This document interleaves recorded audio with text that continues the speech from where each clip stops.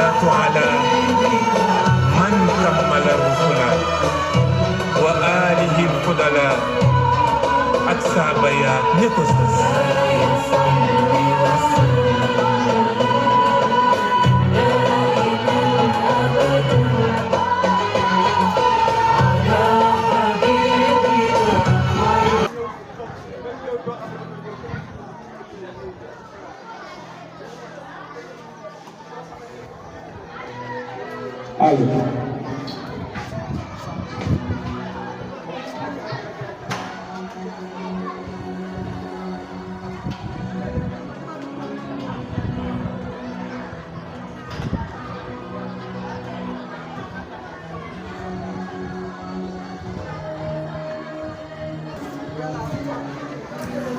Alors,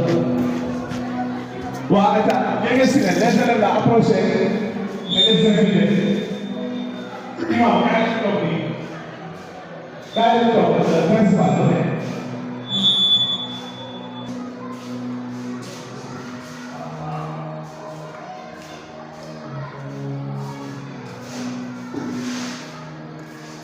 les élèves approché s'il vous plaît.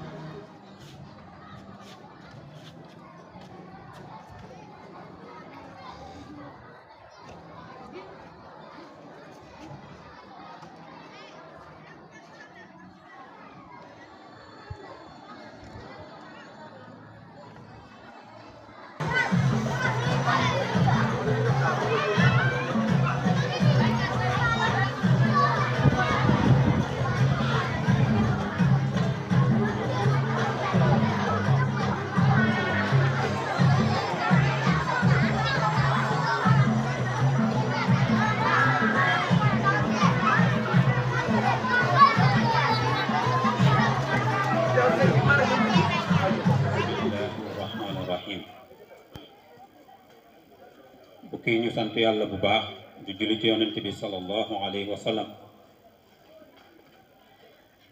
di dalal kilifa yi fi teew di leen nuyu jàmm leen dalal ci dëkk bi di Tan'im ñu ciy jiital kilifa gi fi yàlla teg ci gox bi muy le sous-préfet di ko dalal jàmm ak délégation bi mu àndal di nuyu sëñ Diouf mi nga xamante ne nii moo fi teewal ICS ak Aline Fall mi nga xamante ne moom xam nañ ko ci ñu dëkkandoo doonte nekku fi ñu koy nuyu ndax doon nañu daje muy madame Sandrina Gomis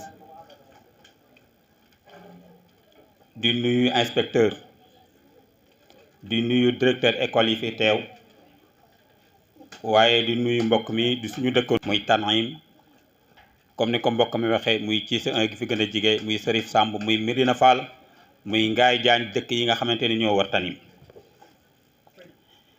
dañuy ñaan waaye nag bala ñuy ñaan dañuy sant yàlla bu baax di sant ñi ñu defal lii ndax dëkk bii di dëkk di Tan'im day dëkku xam-xam ndax góor gi Alaaji Yuusu mi suñu waajur mi ko sanc mu judd ay vers 1904 ci biir daaray baayam ci la jànge fa la juddoo fa la jànge décentralisé daara ji bi mu jógee Màkka indi ko fii ci Tan'im 83 ICS wala tay boobu ba ICS ñëwagul indi leen fii mun ñu nekk fi tey ñu continuer di doxal seen daara ñuy dem ba lu mat ay ñaar fukki at ci ginnaaw wala lu ko jàppatuma at mi ICS jëkk fee tabax 3 classes yi le ak bloc sanitaire bële ñuy dem quelque temps après mu tabaxaat yeneen 3 classes yi ci ginnaaw suñu ginnaaw sax sant ko ba mu xam ne sant ko kon ñu ngi sant ICS ci taxawaay boobu ndax kat ni ko mbokk mi waxe moo am école bi xëy na yàgg na yàggagul waaye ay cadre génn na fi ñu ngi fépp ci réew mi duma lim waaye tayewul nag itam ñu ngi ak seen daara seen daara da nga ci tudd kenn rek koo xamante ni nii fii ci la duggee sëy bi muy am bac fekk na ko mokkal alquran ren ji année bi passé la génne comme médecin ak mention très honorable kon bu ñu nee dëgg ko xam-xam la dëgg ko xam-xam la ku leen def ko loo defal njëkk nag ne ko maa ngi lay sant loolu nag du guddalu ñu dañ koy wax ndax dañ koo wax de yàlla dañoo nattoo ñuy imam di fi jiite waaye nag di bokk ci famille bi tanim waaye nag chef de village mu empêché mu ñëwaale ko loolu rek a tax ñu yëkkate mu xaw a gudd nii bu ko defee kon fi ñuy tëjee ñu bokk ñaan yàlla ñaanal kilifa yi fi ñëw ak ñi def lii ak société bi ak ñaar réew mi yëpp boole ci suñu bopp ñu jàng faatee julli ci yonent bi sallallahu alayhi wasallam jàng alam nasra ñaanal leen jàmm yokk yàlla yokk fi jàmm yokk jàmm gox bi yokk réew mi yëpp waaye tamit ñi def lii yàlla dëgëral leen yokk seen ndimbal bismillah ngeen baal ñàq asalaamaaleykum wa rahmatullah أعوذ بالله السميع العليم من الشيطان الرجيم بسم الله الرحمن الرحيم الحمد لله رب العالمين الرحمن الرحيم مالك يوم الدين إياك نعبد وإياك نستعين اهدنا الصراط المستقيم صراط الذين أنعمت عليهم غير المغضوب عليهم ولا الضالين آمين اللهم صل على سيدنا محمد الفاتح لما أغلق والخاتم لما سبق ناصر الحق بالحق والهادي إلى صراطك المستقيم وعلى آله حق قدره ومقدار عظيم ألم نشرح لك صدرك ووضعنا عنك وزرك الذي انقض ظهرك ورفعنا لك ذكرك فإن مع العسر يسرا إن مع العسر يسرا فإذا فرغت فانصب إلى ربك فرغا اللهم أحسن عاقبتنا في الأمور كلها وأجرنا من خزي الدنيا وعذاب الآخرة سبحان ربك رب العزة عما يصفون وسلام على المرسلين والحمد لله رب العالمين بسم الله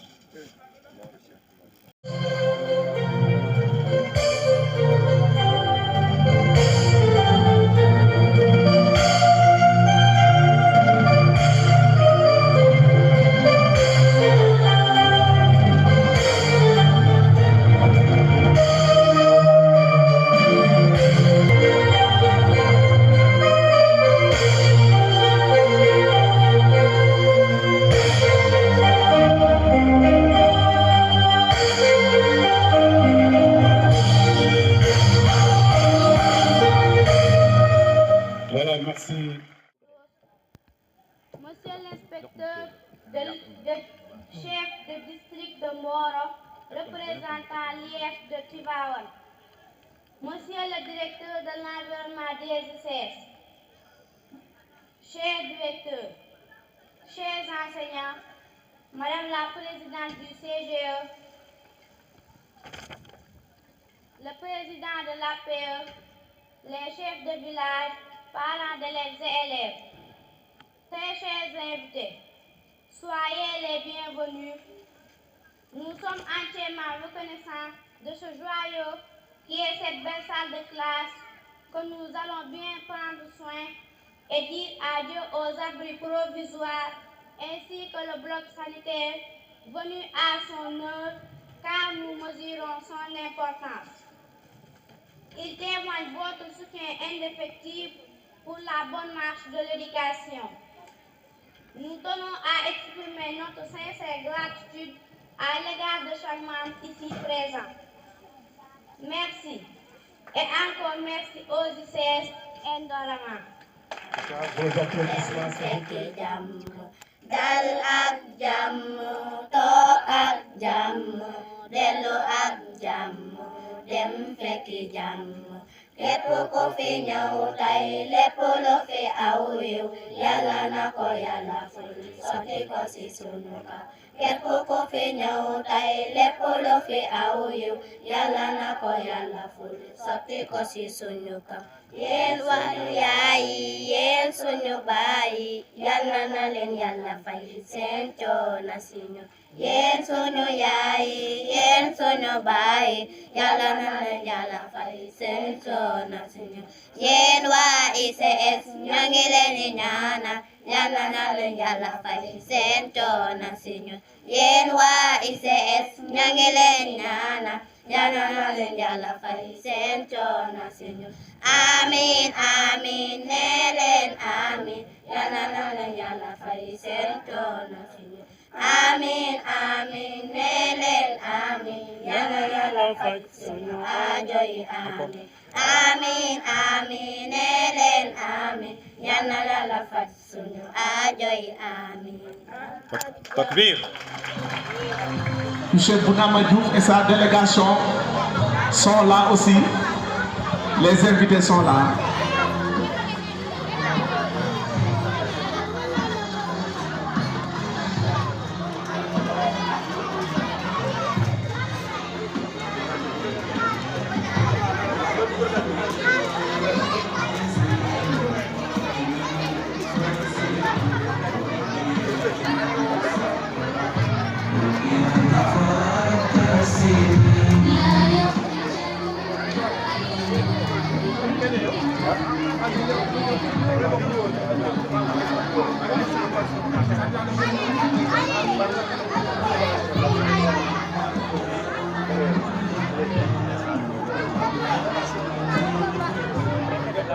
De Meouane, Monsieur le maire de la commune de Darou Khoudoss, Monsieur l'inspecteur chef du district de Mboro représentant l'IF de Tivaouane, Madame la directrice chef départemental développement durable et communication ICS Indorama, Monsieur le chef du village de Tanim, Monsieur le codec de la zone pédagogique de Darou Khoudoss, Monsieur le président de l'APE, Madame la présidente du CGE, Monsieur l'imam chef du village de Tanim, chers parents d'élèves, chers élèves, distingués invités en vos rangs, titres et grades respectifs. La cérémonie qui nous réunit aujourd'hui traduit sans doute le sentiment de satisfaction de tout le village, des enseignants et des autorités administratives comme académiques. Mesdames et messieurs, en construisant cette belle salle de classe entièrement équipée et ce bloc sanitaire, les ICS Indorama nous offrent ainsi la possibilité d'élargir l'accès à l'éducation aux enfants du village, leur permettant ainsi d'étudier dans les conditions optimales. Par ce geste, elles nous expriment leur ferme volonté de concourir fortement au développement de l'éducation dans leur zone d'intervention. Cela prouve d'ailleurs qu'elles mesurent à juste valeur la responsabilité sociétale d'entreprise. Je magnifie également la qualité des ouvrages, témoignant ainsi de leur largesse. C'est ce qui m'amène devant cette auguste assemblée à leur exprimer toute ma gratitude. Madame la directrice chef du département du développement durable communication des ICS Indorama, je voudrais vous assurer que nous veillerons avec une attention particulière à l'entretien de ces joyaux. C'est le moins qu'on puisse faire pour vous rendre grâce. Mes remerciements vont aussi à l'endroit de l'équipe qui avait en charge les travaux et du responsable technique qui ont suivi le projet depuis sa conception jusqu'à son achèvement. J'ai su mesurer avec une réelle estime les efforts que vous avez consentis pour que ce projet puisse voir le jour. Encore une fois, soyez-en remerciés, de même que les maîtres d'ouvrage. Je peux nommer M. Aliou Diop et Mme Khouradja Seck. Je peux affirmer sans me tromper que la population de Tanim vous sera éternellement reconnaissante, car qui s'investit dans l'éducation de leurs enfants leur souhaite tout le meilleur. Ces élèves qui bénéficieront de ces infrastructures garderont toujours en mémoire ce beau geste des ICS, qui aura participé à leur réussite dans leurs études. Mesdames et messieurs, c'est en ces termes que je voudrais terminer mon allocution. Je vous remercie de votre aimable attention.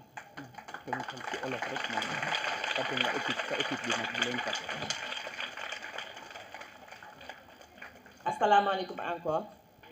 Di nuyu ñëpp, commencé ci nuyo bi monsieur le sous-préfet di si teg représentant maire tekki suñu inspecteur chef de district di nuyu ki fi représenté madame Sandrina Gomez chef départemental du développement durable di nuyu imam nuyu chef de village nuyu président CODEC ak parents d'élèves yi fi teew ak élèves yi ak sama mbokk enseignants yi ak enseignants yi ñu particulièrement tamit di sant tamit sama équipe pédagogique bi di tënk rek li ma fi jot a wax ñoo ngi sant bu baax Indorama ICS moom mi ñu may place bu rafet bi yànj bi ngeen gis ak toilette yi nga xamante ne bii soxla woon nañ ko te tamit dina yombal suñu nekkin ci école bi ñun ak élèves yi parents yi kontaan nañu ci village bi kontaan nañu ndax fi jàpp sa njàngum doom kooku bëggal na la lu baax ëllëg donc di leen sant bu amul àpp di waxit li ñu xamee ni coono bi ngeen ci daj yëpp dañ ko sàmm toppatoo ko ndax loolu rek lañu mën ndax ku ne xam na ne salle de classe yi caaxaan tabaxu ko gis nañ nag li ngeen ci def lépp ñoo ngi leen koy sant di leen gërëm di sant tamit équipe bi nga xamante ni bii ñoo yoroon liggéey bi jàpp ci dool sonn di ñëw topp ko pas à pas ba mu lépp àntu donc ñoo ngi sant ñëpp di leen gërëm donc ci sama tour ak touru équipe pédagogique bi ak élèves yi ci école bi sant nañ leen bu baax ICS Indorama. Voilà, merci la directrice.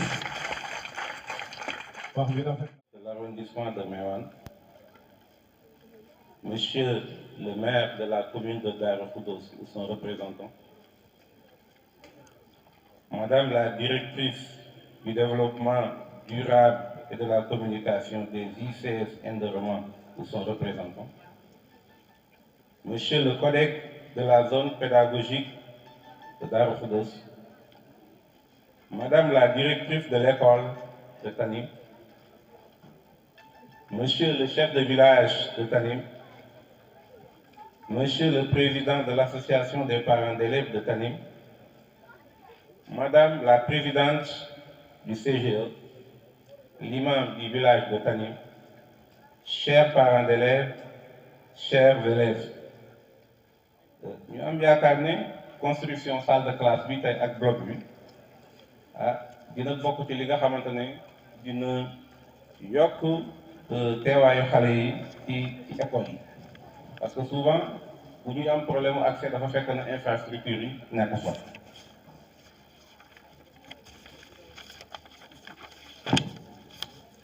kon ñu jàpp ne rek li ñu fi def nii tey dana gën a ñoŋal njàngu xale yi ñu di wax rek directrice département du développement durable te ne kat wax dëgg yàlla li ngeen di def ci gox bi wax dëgg yàlla moom mu ngi feeñ bu baax waaye lii rek dafay wane ne xam ngeen li leen war te yéen a ngi ci nekk tey jii cër bi nga xamante ne jox ngeen ko éducation dafay wane ne rek xam ngeen njëriñ li nga xamante ni moo nekk ci jàng ndax tey jii ku ne xam na ne tey àdduna bi njàng moom moo ko yor loolu tax na tey ci mbooloo bi ci kanamu mbooloo mi ma ciy profiter vraiment pour delloo leen njukkal pour remercier leen ngir li nga xamante ni moom nga di def ci éducation loolu maa ngi koy def ci au nom ki ma fi yebal muy inspecteur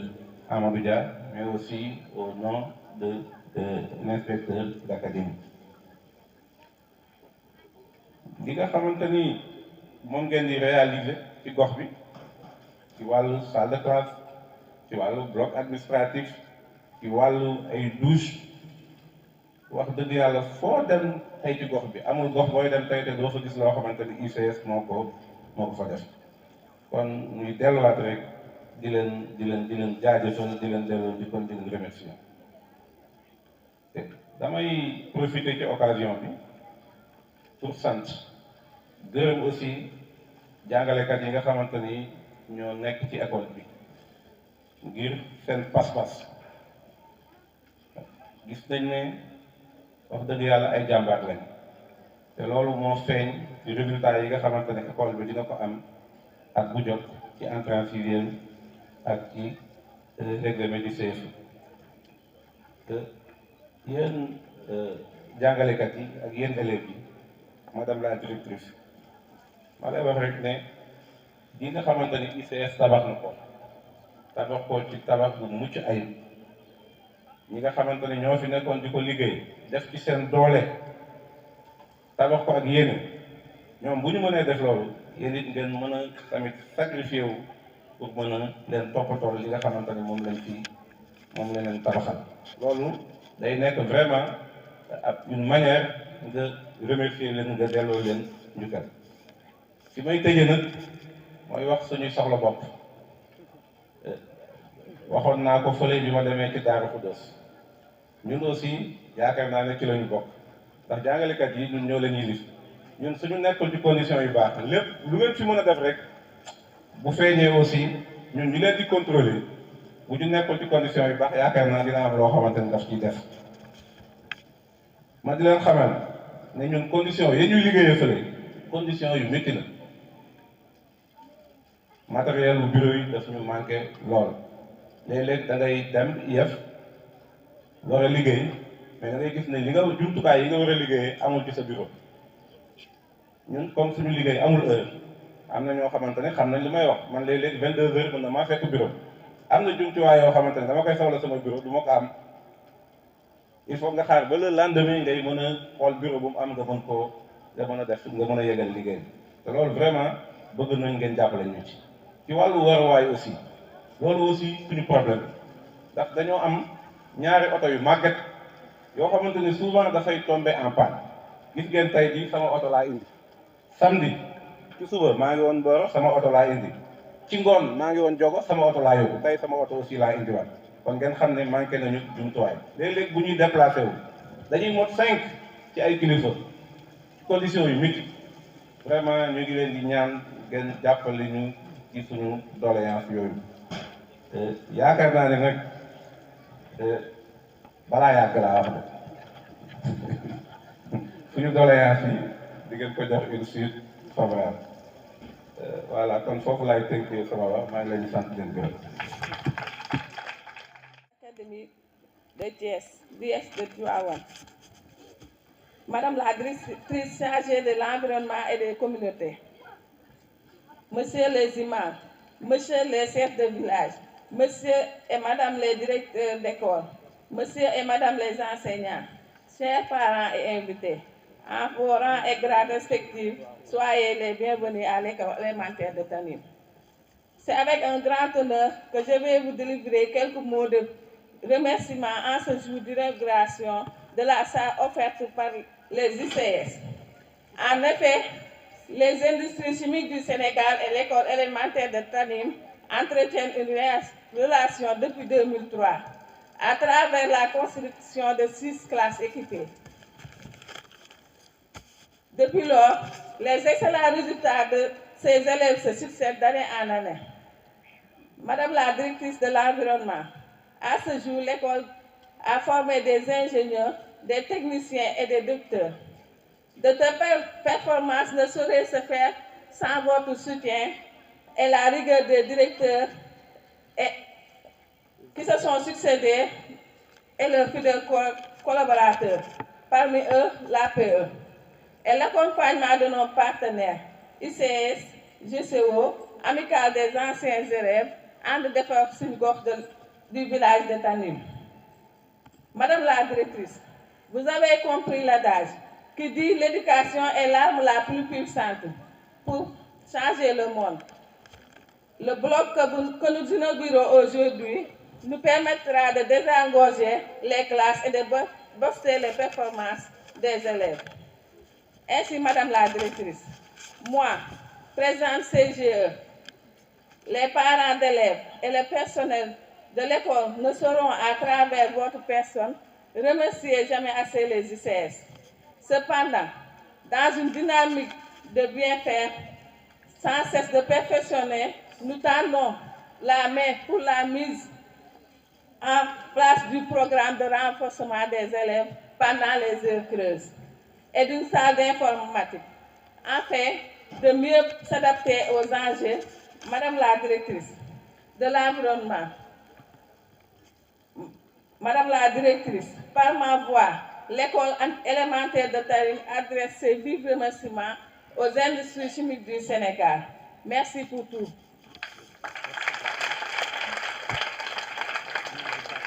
ma tënk ko rek tuuti ci olof rek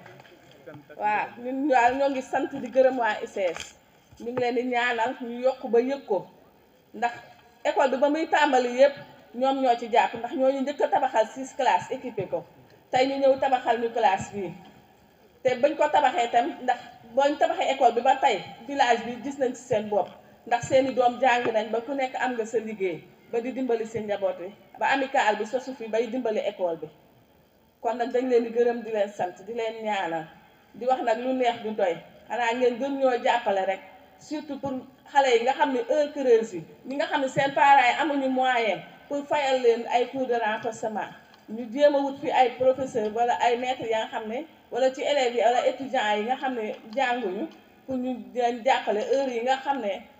école bi jàngul ñoom ñu mun ñoo jàngale ñoo ngi ñaan ndimbal boobu kontaan nañ trop ñoo ngi leen di ñaanal jërëjëf. Voilà, merci président. Donc dégg ngeen ko yokk cere doli ñeexa c'est bien donc ICS moom duñ ne guleen fii moo tabax Salié même ba naaw na ñoo ko toituré waat à hauteur de 1 million loolu yëpp ak toilettes yi ñoom ñoo ko fi def donc merci beaucoup donc l'entrepreneur est là ici présent monsieur Aline Diop de Ngaye Diagne ñu tëdd ko bu baax moom moo def li Khoreja xam naa ñëwagul accompagné de Moria, donc son neveu, ancien élève de l'école. Il a étudié ici jusqu'au CM2. Il est dans l'entreprise de M. Diop aujourd'hui. Donc merci à Tonton Alim, vraiment, qui rafet na bu baax. Ñu ngi leen di ñaanal yal na entreprise bi jëm kanam. Donc sans plus tarder maintenant, on va passer la parole à M. Bounama Diouf au nom du département du développement durable et de la communication. Donc, pour qu'il vienne faire son allocution. On l'applaudit, nous avons ICS bu baax a baax. Donc gis ngeen lim leen defal tey ñëpp a kontaan parents yi de Darou Khoudoss. Monsieur le représentant de l'inspecteur de l'enseignement et de la formation, l'IF de Tivaouane. Madame la directrice de l'école de Tanim. Monsieur le président des imams. Monsieur le président du comité de gestion CGE de l'école de Tanim et le président des parents d'élèves, monsieur le président des chefs de village, surtout les élèves pour qui nous sommes là aujourd'hui. Au nom de la direction du directeur général des ICS, au nom de Madame Sandrina Gomez, nous sommes aujourd'hui réunis ici à l'école Tanim de la commune de Darou Khoudoss afin d'inaugurer une salle de classe et un bloc de 4 toilettes construits et équipés par les ICS, par les industries chimiques du Sénégal,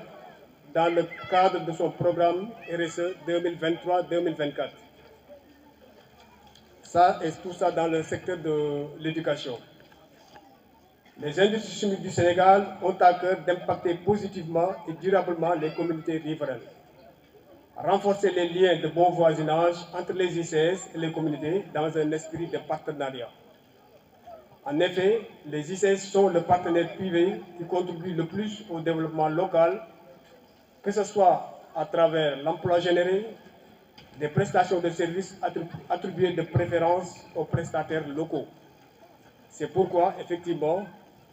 cette salle de classe et ce bloc de toilettes ont été attribués. Les prestataires habitent dans cette localité. Monsieur Aline Diop est de cette localité. Un programme RSE annuel est défini en accord avec les principes RSE du groupe Endorama ICS. Les projets spécifiques sont définis suite aux rencontres de dialogue orienté et développement durable avec les communautés et les autorités qui ont lieu chaque début d'année. Le programme RSE est large et son application se fait principalement dans les secteurs de l'éducation, la santé, le social et le développement communautaire. Les ICS mettent la priorité sur cette RSE de proximité car notre vision est celle d'une croissance partagée. L'engagement des ICS pour l'éducation afin d'améliorer les conditions d'enseignement et d'apprentissage s'est matérialisé ces derniers mois par les réalisations suivantes dans l'arrondissement de Meouane. Pour le lycée de Mboro, rénovation de 5 classes et du CDI et appuis divers. Pour les salles de classe et les blocs de toilettes, construction de 20 salles de classe équipées de 30 tables blanches chacune et de 10 blocs de 4 toilettes, 2 pour les garçons, 2 pour les filles.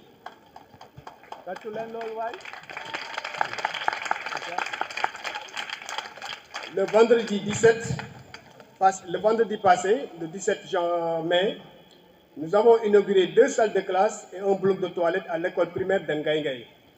Nous voilà aujourd'hui à l'école primaire de Tanim pour inaugurer une salle de classe et un bloc de 4 toilettes. Demain et les jours à venir, nous allons respectivement inaugurer les salles de classe et des salles de classe et des blocs de toilettes dans les écoles suivantes. École de Kër Alegay, école de Ngaïngaï, école de Kër Bakarissar, école Kër Morfal, école de Ndong. Et tout ça dans la commune de Darou Khoudoss. Tout récemment, on a inauguré le bloc administratif du CEM de Darou Khoudoss. Tout ça dans le cadre de l'éducation. La semaine prochaine, nous serons, Inch'Allah, dans les communes de Meouane et Pire pour inaugurer les salles de classe de Touba Fall,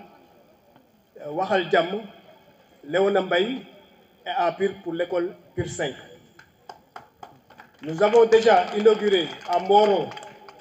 des salles de classe à l'école primaire Darou Marnan et à l'école primaire Patekan. À Taïba Ndiaye, nous avons inauguré déjà l'école primaire de Kermakadjang Kermagay, l'école primaire les salles de classe de l'école primaire de Djingé et 2 salles de classe au CEM de Mdomor. Ceci au bénéfice direct des communautés et particulièrement des milliers d'enfants qui fréquentent ces écoles. Pour finir, je tiens à remercier toutes les parties prenantes qui ont aidé à mener à bien ces projets. Pour la réalisation de la salle de classe et du bloc des 4 toilettes en particulier,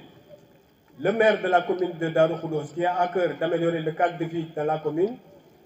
tout le personnel du ministère de l'Éducation nationale et de l'école de Ngaïngaï pour leur contribution et appui permanent. L'équipe RSE, dirigée par Sandrine Gomez, et les autres membres, je veux nommer M. Fali Faye, M. Bassirou Dia, Saloum Sek, Sodalo, Balla, Goro Khouley et notre facilitateur Aline Fall, pour le travail colossal abattu en moins d'une année. Et bien sûr, la direction des ICS qui considère les communautés comme un partenaire privilégié. Je réitère l'engagement des ICS à continuer à œuvrer pour le développement économique des communautés du département, de la région de Thiès et même de l'économie nationale. Je vous remercie.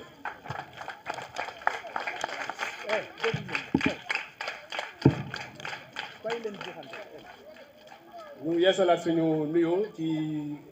mbooloo mi di nuyu monsieur le préfet de l'arrondissement de Meouane, le représentant du maire de la commune de Darou Khoudoss, monsieur l'inspecteur de l'enseignement et de la formation, madame la directrice de l'école de Tanim, di nuyu imam bi fi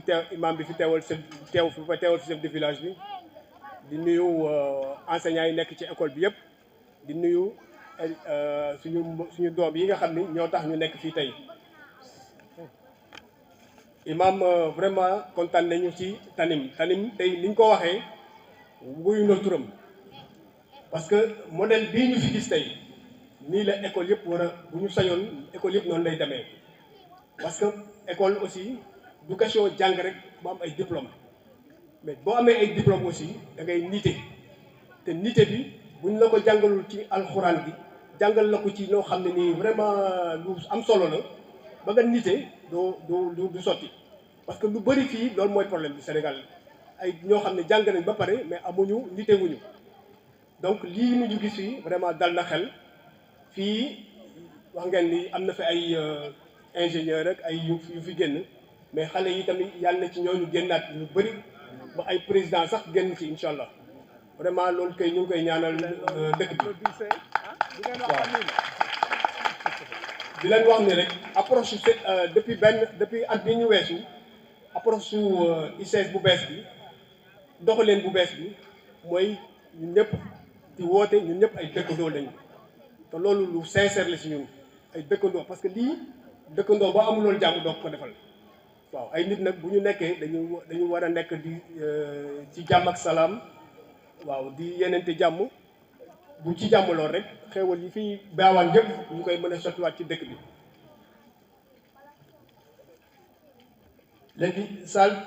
lii tey jii ñu ngi fii ci école Tanim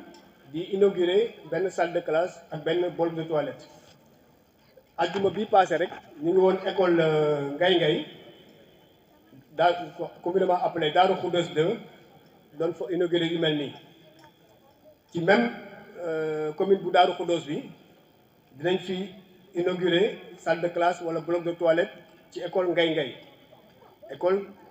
école Alé Gaye kër Alé Gaye école Ngay école kër Bakary Sarr école kër Mor Fall ak école Ndong buñ fi jógee semaine bii di ñëw incha allah dinañ dem ci commune bu Pire Mewane ci jëfa lu mel nii ci inauguré fi lu mel nii ci école Touba Fall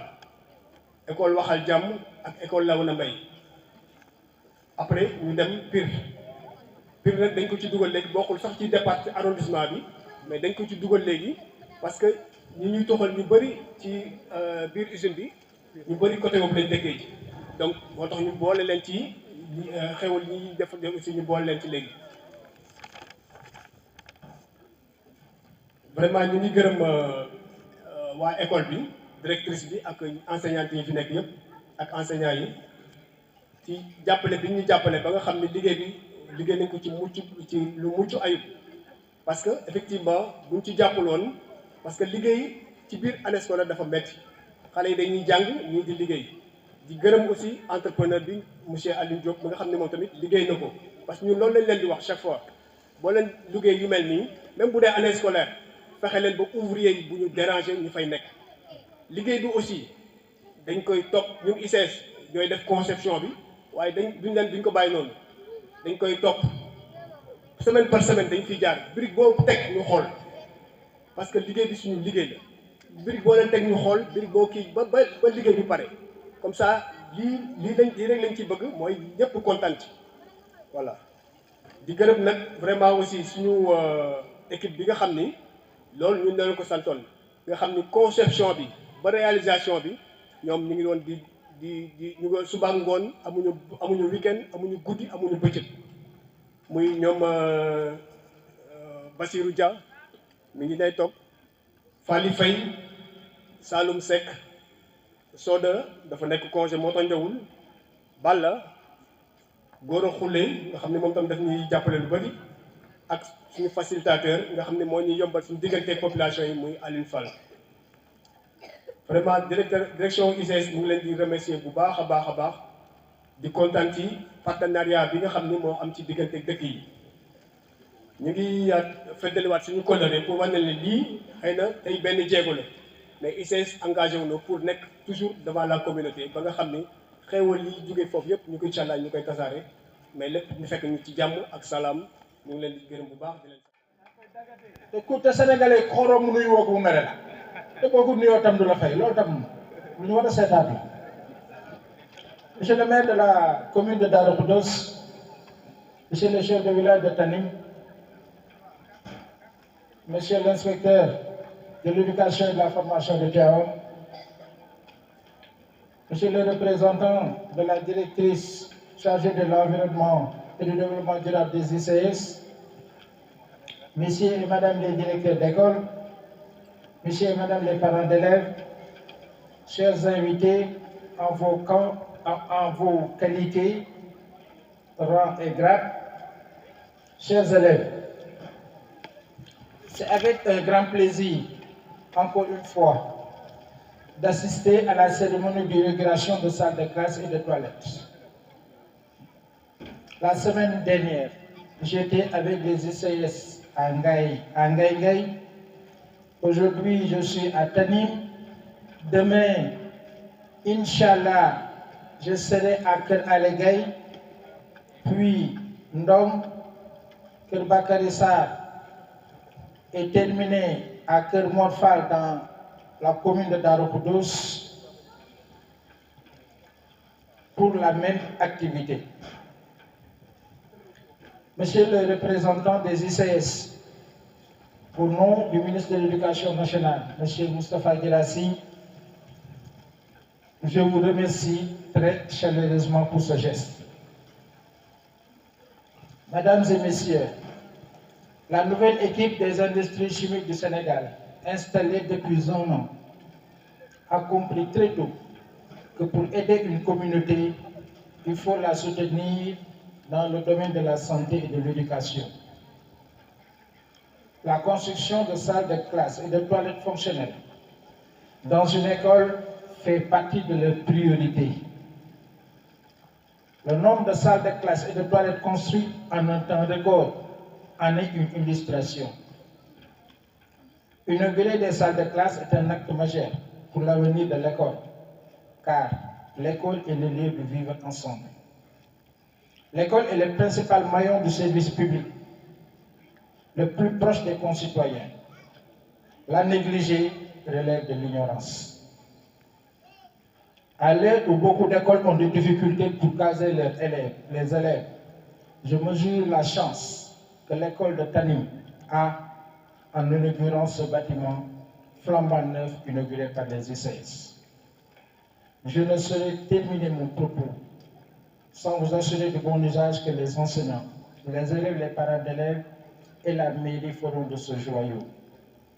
L'école est le berceau de la République, raison de ma présence ici. Soyons donc fiers de cet établissement très bien entretenu et prenons-en soin. Je vous remercie. Mbokk yi, c'est pas la première fois du tey muy bés bu njëkk bu muy ñëw ci école bi. Defe naa ñëwoon naa fi en décembre 2021 bi ñuy préparer élection locale. Mais bi ma duggee li ma njëkk a frappé ci école bi te wax naa ko keroog la directrice mooy set bi am ci biir école bi.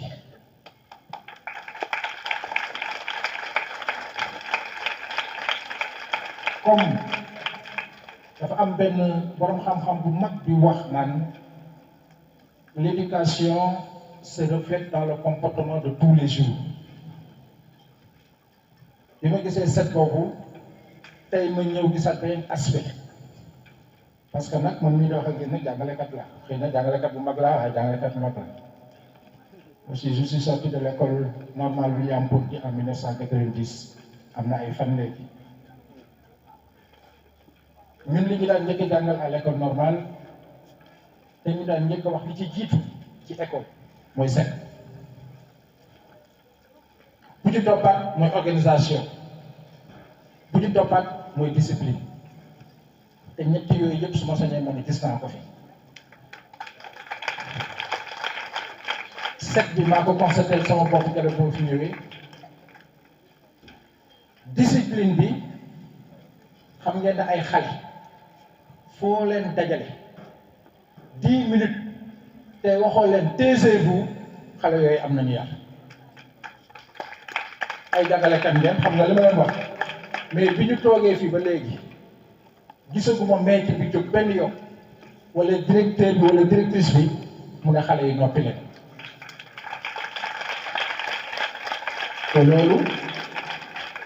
naam mën nañ ko sante parents yi waaye gàcce ngaa la ma jàngalekat yi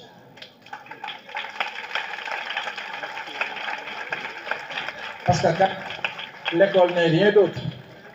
que le prolongement de l'éducation donnée à la maison. soo yarul say doom sa kër ñu ñëw ci école bi redresser leen du yomb waaye parents yi tam gàcce ngaa la ma xale yi ma gis jaar nañ jaar xëy na nag mooy wax discours français danga naan rek jël leen soin ngeen entretenir ko waaye man de école bii mënoon naa sax bañ a wax loolu ndax nag dafa nekk discours d'usage xam nga li may wax dafa am discours yoo xam ne moom soo koy wax da koy waxee noonu waaye école bii de moom du ma leen wax entretenir leen ko parce que xam naa ne bu mag di ngeen ko entretenir bu baax a baax xale yi nag fu ma dem dinaa wax ak ñoom parce que benn mag daf ma ne léegi xale amatul xale moom amatul dama leen di ñaan lii ñu leen defal ci lu baax seen jàngalekat yu baax yi seen waajur yu baax yi waxoon naa ko Mboro ba ci leen ñu may def journée de l'excellence mënu leen a joxe dépense dëgg la mënu leen a fay ndox dëgg la mënu leen a fay courant dëgg la waaye war ngeen mën a indil seen i papa ak seen yaay ay notes yu baax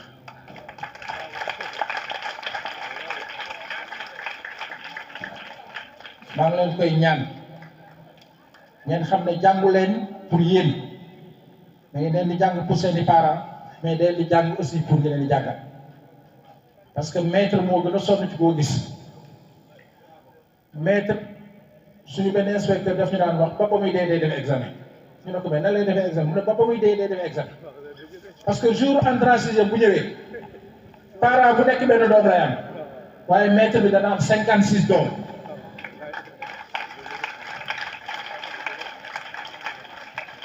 suñuy dagg enveloppe bi day stressé wu li muy ragal ñu génne loo xam ne jàngalu ko xale yi kon xam nga ne loolu metti na lool moo tax maître ku ñu jar a jàppale la maître ku ñu jar a encouragé la mu leen wax parents yi nii ngeen ko jàppee kat ànd ak maître yi ba école bi mel nii continuer leen def noonu kilifa génn fii jërë ngeen def. C'est normal, ay dañ koy daaj ay dañ koy daaj